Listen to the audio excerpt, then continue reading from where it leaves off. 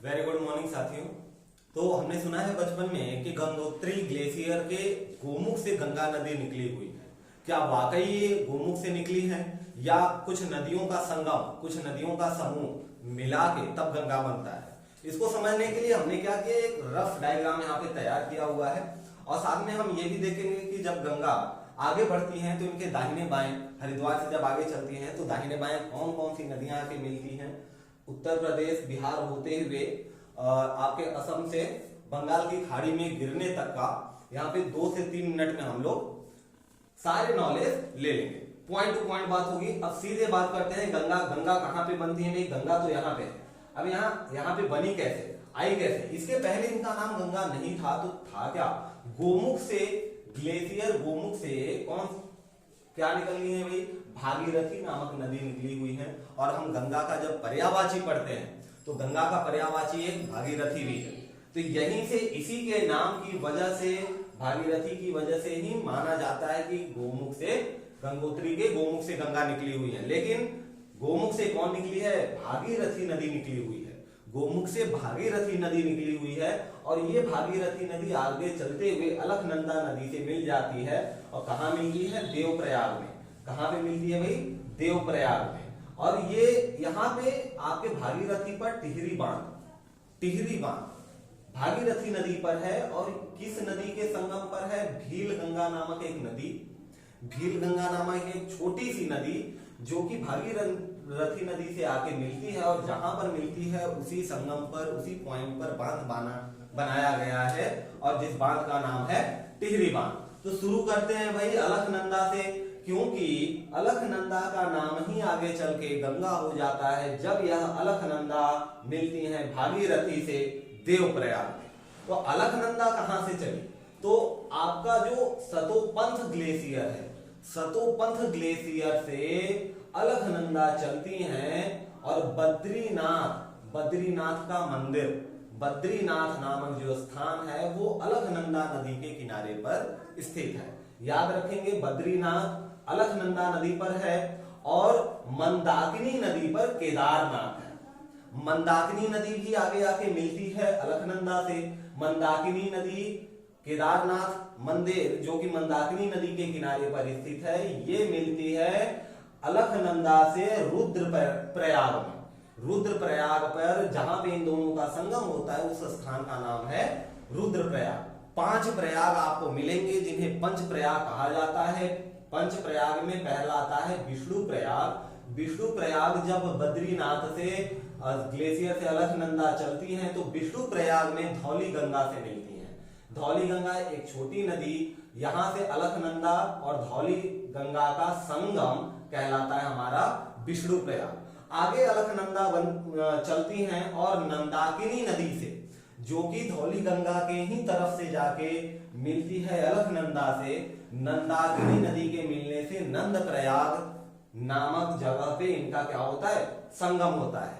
अब सवाल एक मन में कि यहाँ पे अलकनंदा नदी चली और यहाँ धौली गंगा मिल गई, इससे आगे भी इसका नाम अलकनंदा रहा। यहाँ से नंदाकिनी नदी मिल जाती है नंदप्रयाग में। यहां से आगे जब बढ़ती है अलकनंदा तब भी उसका नाम अलकनंदा ही है। मंदाकिनी से कौन मिलती है? अलकनंदा। तो अलकनंदा का क्यों नाम चल रहा है? क्योंकि नदियों का हम नाम लेके उन्हीं का चलते हैं जिनकी गहराई और चौड़ाई ज्यादा होती है। ध्यान देंगे, उसी नदी का नाम आता है जिस नदी की गहराई और चौड़ाई ज्यादा होती है। तो अलकनंदा की गहराई और चौड़ाई बाकी नदियों की अपेक्षा ज्यादा, इसीलिए अलकनंदा का नाम चल रहा है। अब नंदप्रयाग के बाद आपका कर्णप्रयाग। कर्णप्रयाग में क्या भाई? पिंडार नामक एक नदी है। पिंडार नामक एक नदी जो कि अलकनंदा से मिलती है और जिस स्थान पे इन दोनों का संगम होता है उस स्थान को कर्णप्रयाग के नाम से जाना जाता है। और उसके बाद आपका चौथा प्रयाग है रुद्रप्रयाग। विष्णु प्रयाग, नंदप्रयाग, कर्णप्रयाग, रुद्रप्रयाग और देवप्रयाग। तो रुद्रप्रयाग हमने पहले ही देख ली कि केदारनाथ मंदिर मंदाकिनी नदी के किनारे पर है और मंदाकिनी नदी आगे आके जब अलकनंदा से मिलती हैं तब बनता है हमारा रुद्रप्रयाग। और रुद्रप्रयाग से जब हम आगे चलते हैं, अब यहाँ पे देखिए, यहाँ पे 6 नदियां आ चुकी है। आई थिंक एक तो अलकनंदा हो गई, धौलीगंगा 2, 3, एक पिंडार 4 और मंदाकिनी 5 नदियां हो गई। छठी नदी आपकी भागीरथी, जिसकी एक 7वीं सहायक नदी है भीलगंगा। ये जब भागीरथी आके मिलती है अलकनंदा से देवप्रयाग में, तब निर्माण होता है गंगा नदी का। देवप्रयाग में संगम के बाद गोमुख से निकली हुई भागीरथी जब आगे बढ़ती हैं, तब उनका नाम हो जाता है गंगा नदी। और गंगा नदी ही ऋषिकेश में कौन सी नदी आ जाती है? गंगा नदी। अब इनका नाम गंगा क्यों पड़ गया? तो भागीरथी के नाम पर ही गंगा नदी पड़ा। अलकनंदा के का नाम यहाँ पे समाप्त हो जाता है और अलकनंदा गहरी नदी है, इसलिए नाम इसका होना चाहिए। लेकिन गंगा की मान्यता पुराणों में है, इसलिए नाम गंगा का आता है, जो कि भागीरथी का पर्यायवाची है। और भागीरथी नामक राजा इनको लेकर आए थे धरती पर। अब ऋषिकेश के आगे हरिद्वार, और हरिद्वार से कैसे बढ़ते हुए गंगा आगे चलती है हम देखेंगे। तो हरिद्वार से अगर देखा जाए तो गंगा नदी का 2 भाग हो जाएगा, एक दाहिना पार्ट, एक बायां। दाहिना कौन सा होगा भाई? दाहिना ये होगा, इधर से चल रही है हरिद्वार से। अब यहां से यमुना सबसे बड़ी सहायक नदी, यमुना गंगा की सबसे बड़ी सहायक नदी और भारत की सबसे बड़ी सहायक नदी यमुना है, जिसकी लंबाई कितनी है? 1370 किलोमीटर लगभग। कितनी है? 1370 किलोमीटर। अच्छा, गंगा नदी की लंबाई कितनी है भाई? तो 25 किलोमीटर। 25 गंगा की लंबाई है। ठीक, अब यहाँ पे जब हरिद्वार से आगे बढ़ती हैं तो बाएं तरफ से आती है रामगंगा। रामगंगा क्या नैनीताल के गढ़वाल की पहाड़ियों से निकली है, और ये रामगंगा नैनीताल के गढ़वाल की पहाड़ियों से निकली है और आके गंगा से मिल जाती है।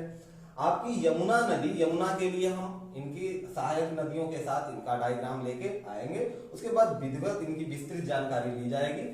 यमुना गंगा से जहां पे मिलती हैं, आपने सुना होगा कि उस जगह का नाम है प्रयाग। प्रयागराज इलाहाबाद का नाम अभी बदल के रख दिया गया है, योगी सरकार ने रख दिया, योगी ने। तो प्रयाग में ही यमुना का संगम होता है, और हमारे पौराणिक कथाओं के अनुसार यहाँ पे एक सरस्वती नदी भी है। तो गंगा यमुना सरस्वती के मिलन को ही कहा जाता है संगम।